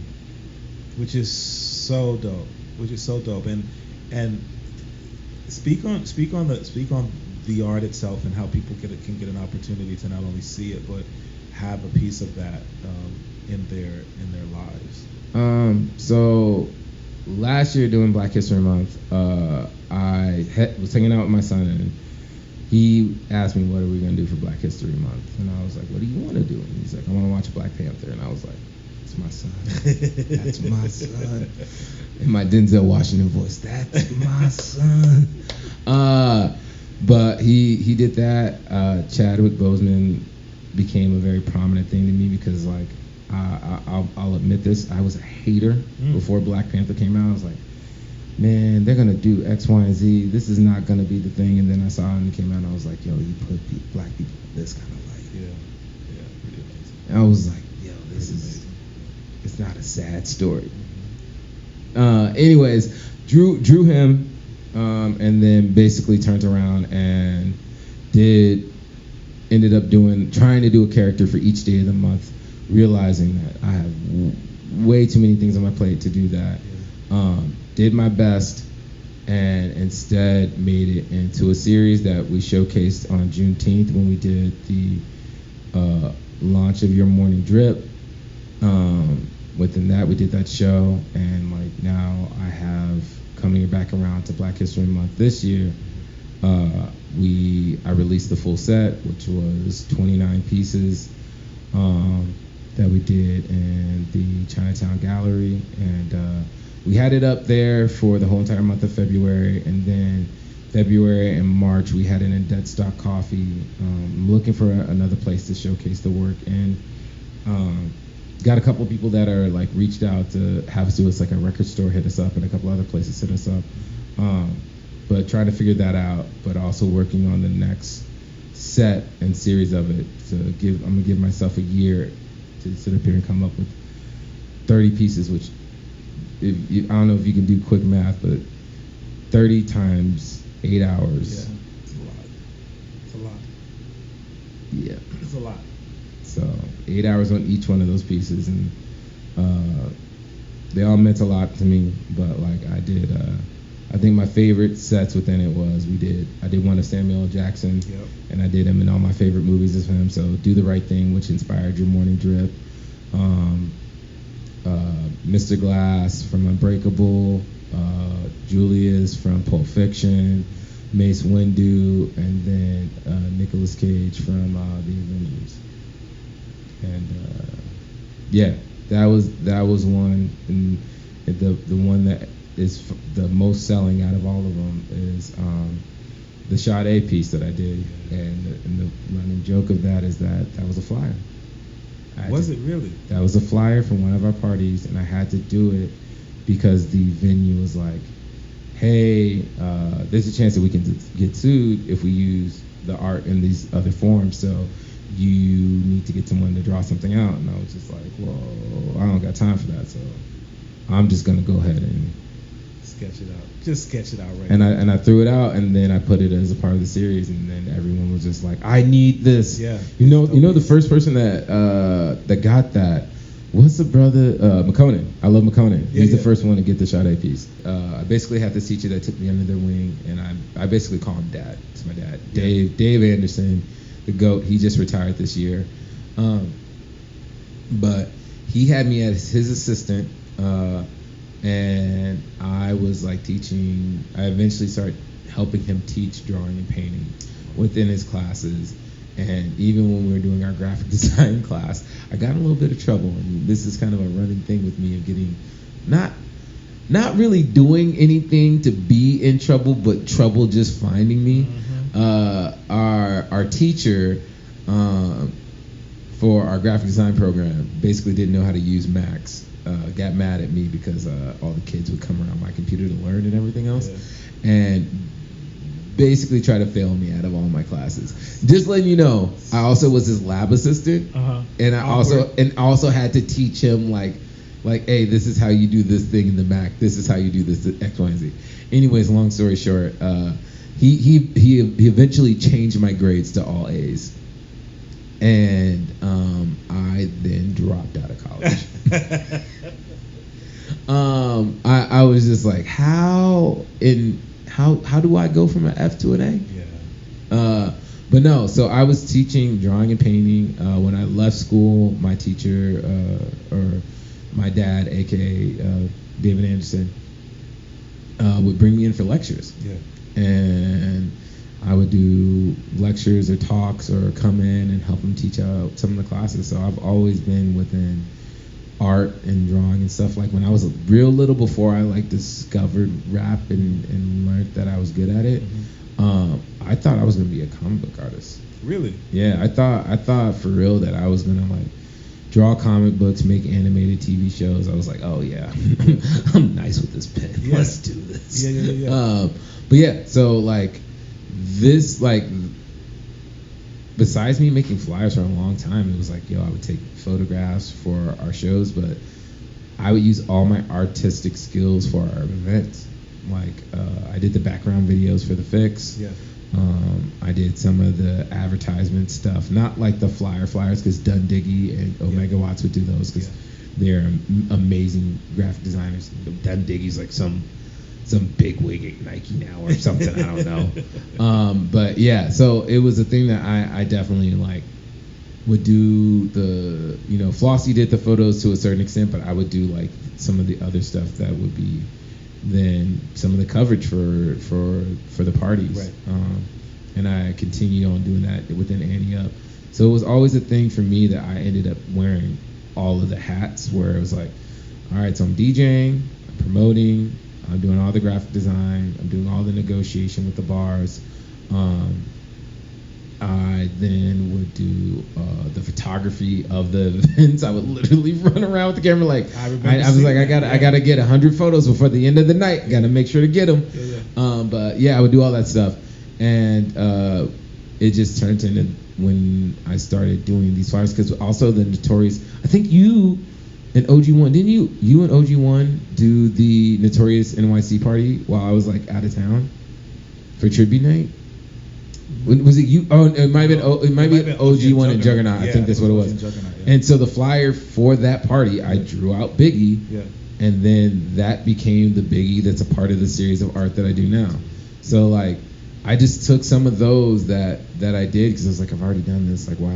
Like, I'm not gonna do another Biggie because I love the one that I already did. It's just so dope to see that, man. But once again, it's cool to me. It's cool to see you have created these platforms for yourself to utilize the skills that you have and do what you love and have it be something that you can share with people in different forms, right?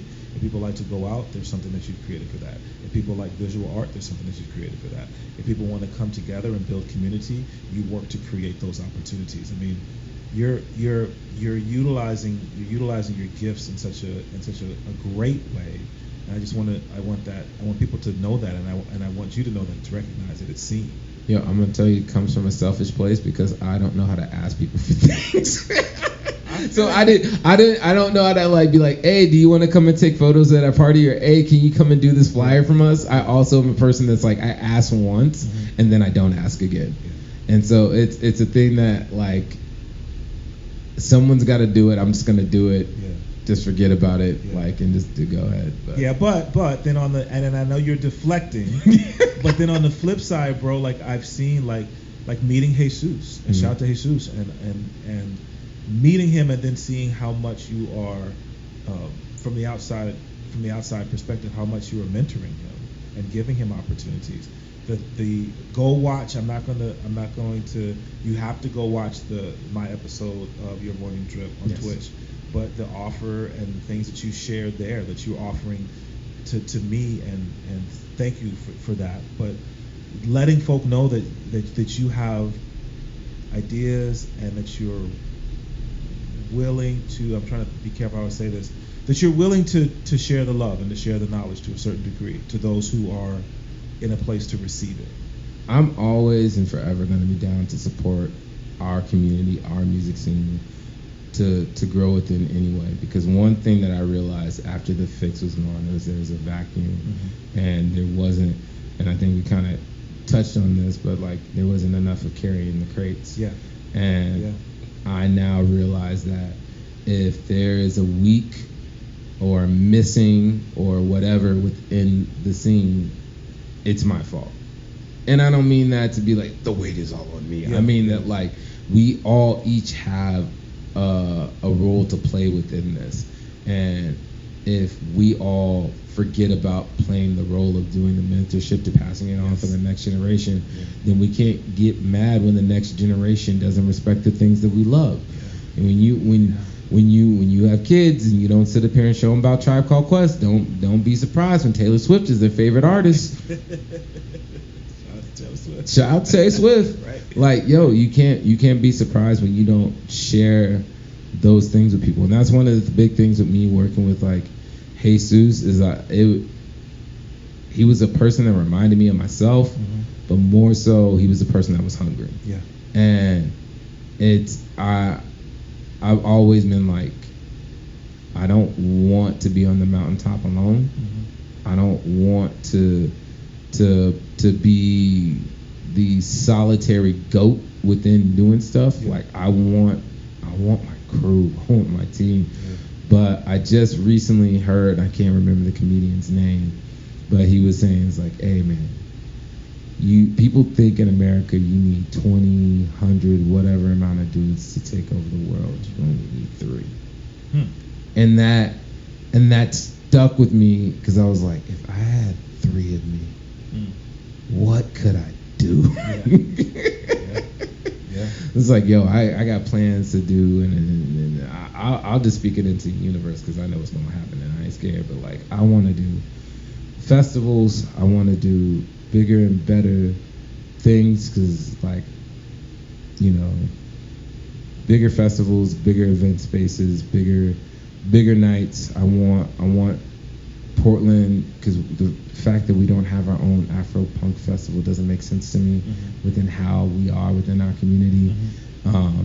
There's so many, like, why don't we have sneaker cons out here, even though we're the mecca of sneakers? Like, shout out to Sneaker Week. Ain't talking about Sneaker Week. Thank God we have Sneaker Week. We don't have the other con things that go within that realm, and I'm just like, how do we not have all these things? We should have all these things. Like, why don't we have the huge Summer Jam-esque West Coast party? Because we're in the Northwest, like, you know, Seattle ain't that tight. Like, I mean, Seattle's cool. Like, I play up there, but like, Yo, Portland's got us like, hand on the pulse. Like so much stuff is built and made around us. Like I just feel like dopeness is in our DNA. Yeah, I think, and it's been proven time and time again when we think about the number of individuals who live in this city who have shared stages with some of the greatest artists that we celebrate. Look at Farnell Newton, bruh. Farnell's been on so many crazy stages with so many different people that it's insane. Yeah. Like I look at Tyrone Hendricks, Say the Right. I mean, just down OG1, just down the line. Yeah. You know what I mean? We're talking about people who played with Prince. We're talking about people who played with Michael Jackson. It's. I don't know the answer. Mm-hmm. All I know that we can. I have played with Diplo. Word? Oh yeah, we brought Diplo came to Black Book in one of my nights. See, Ronin. See. I'll just tell you this. Funny story is everybody claims that night that they're like, I brought Diplo to da da da da. I was just like, so it's my night. It was we had Radio Ruckus and then we had the party. Yeah. The Ruckus. Right. You came to the Ruckus. Yeah. It's my party.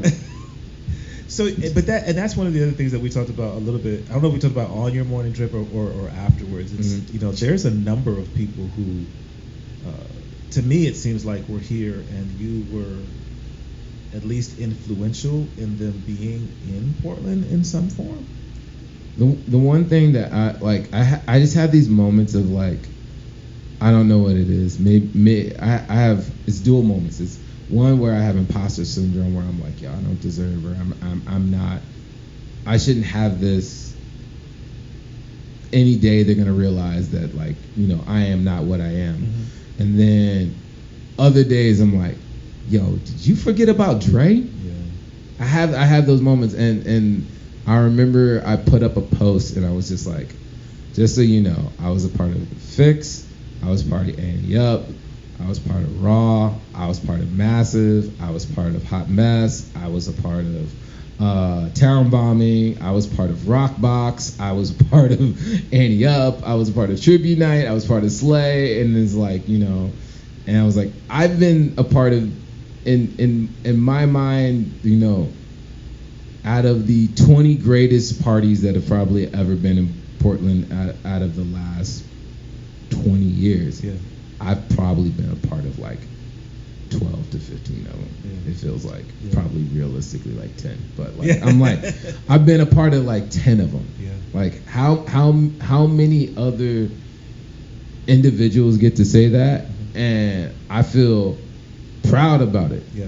I feel honored about it, and I'm like, yo, like sometimes you just gotta take a picture of the line to let people know, like, yo, I've been doing this, I'm still doing this, I'm never gonna stop doing this.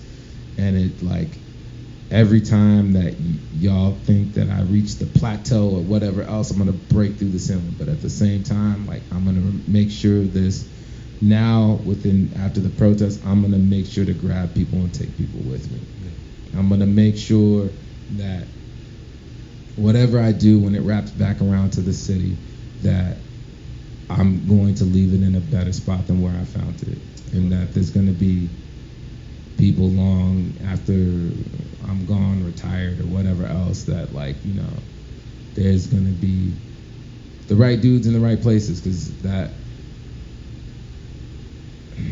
Klyph, we talked about this, but I'm gonna ask you this on your podcast. Like, name a DJ crew in the city, bro.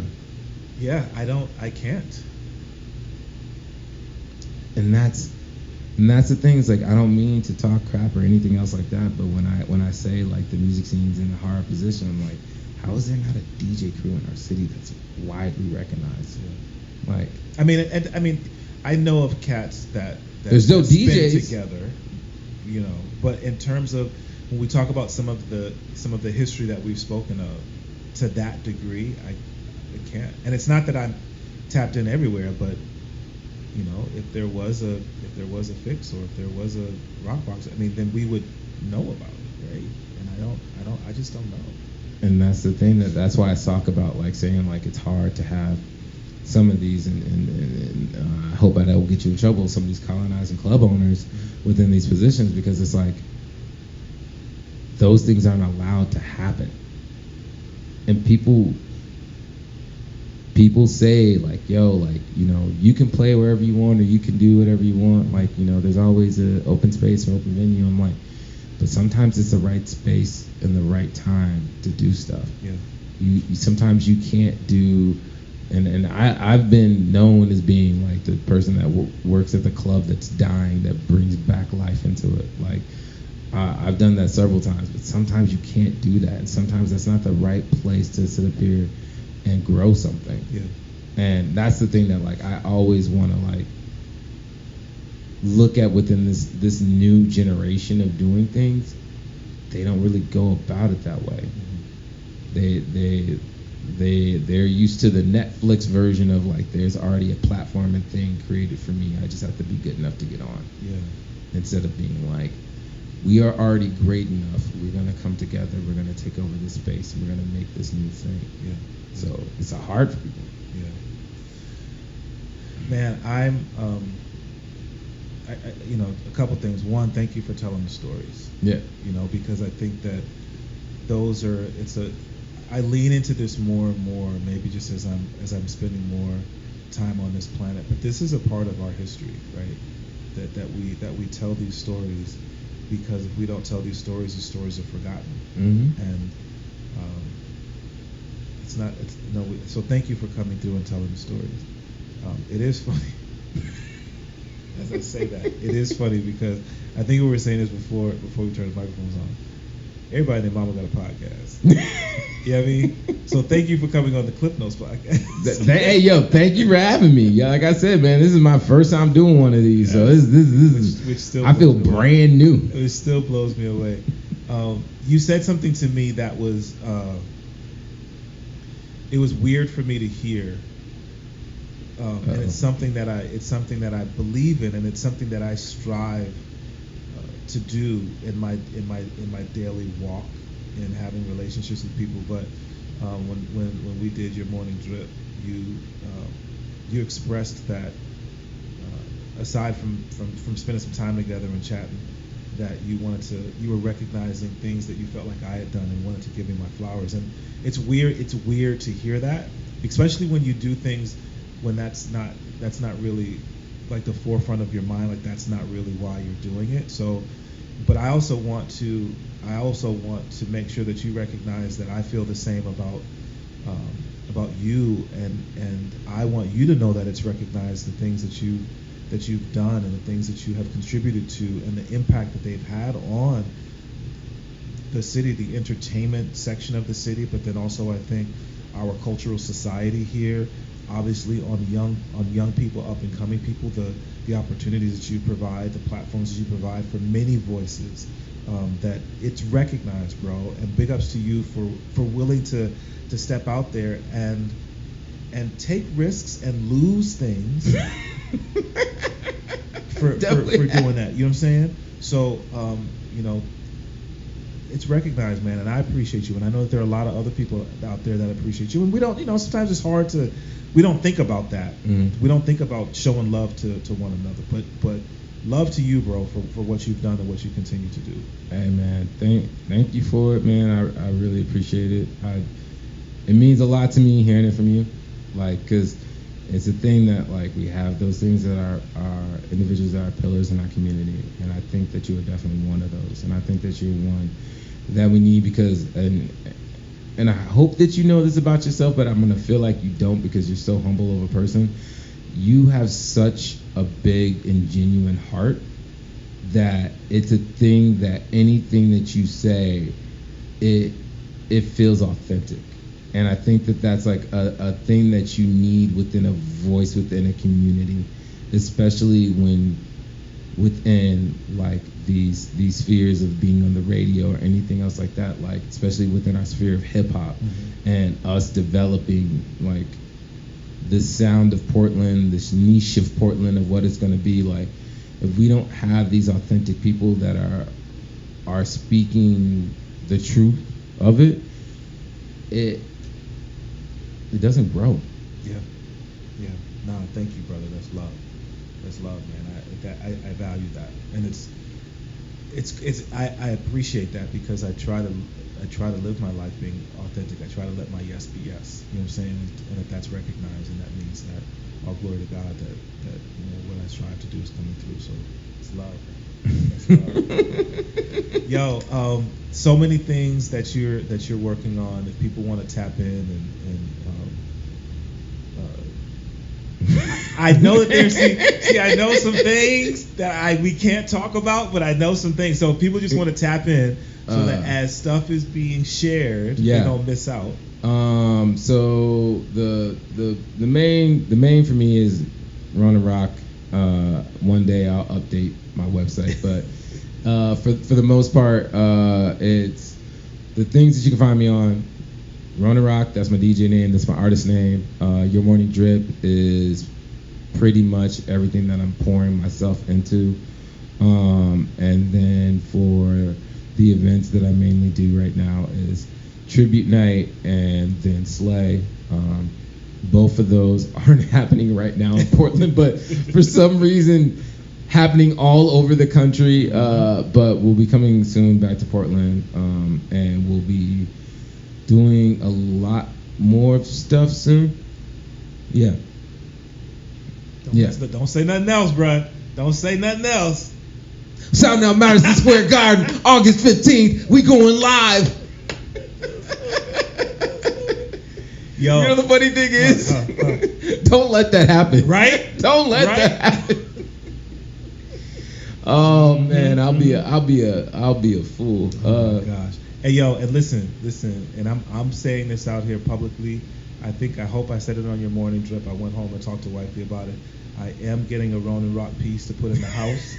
You feel me? Listen, support this man. This man does such amazing things with his visual art. And you know, it's like you heard the man say 8 hours per piece, and it's not on some like 8 hours, and so it's like it's supporting people who are doing things, and we as a community, that's how we support one another. Support this man, get a piece of art, dope art, put it on your wall, so people come to your house and they want to ask where you got it, and you can point to this gentleman as well. So support the art. YourMorningDrip.com. Yeah, YourMorningDrip.com. You can see the pieces up there. Yeah, man, and let's blow it up. Yeah, please and thank you. Ronin Roc, man. Once again, bro, thank you so much for coming through, Doc. Thank you for having me, man. Come on, bro. Come on, man. Hey, yo, this is the Klyph Notes podcast, once again available everywhere you listen to your podcast. A couple of shout outs. Shout out to the Numberz. We're recording this episode at the Numberz studio. They are a supporter of the Klyph Notes podcast. You can support them and check them out. 96.7 FM in Portland, Oregon. It's the Numberz with a Z.FM. Also, big ups to XRAY FM, our sister station, for their support of the Klyph Notes podcast. You can check me out every Saturday night on XRAY FM with Welcome to the Neighborhood, 8 p.m. Pacific Standard Time, 107.1 and 91.1 FM in Portland. XRAY.FM online. Oh, you can also catch the rhythm right here on the Numberz every weekday at 3 p.m. I told you had so many shows. Bruh, come on, you ain't never lied. Shout out to Akepele Apparel for their continued support of the Klyph Notes podcast. Check them out online, akepele.com. My guy DJ Renz is doing some great work over there. You can look for pop-ups, Akepele Apparel pop-ups around the city. I'm sure coming up this summer.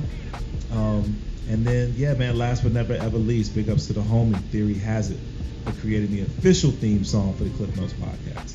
All right, y'all. Thanks y'all so much. Thank you for, I'm supposed to say subscribe and like and share and rate and comment and the whole nine. All right, y'all. Y'all be blessed. Peace.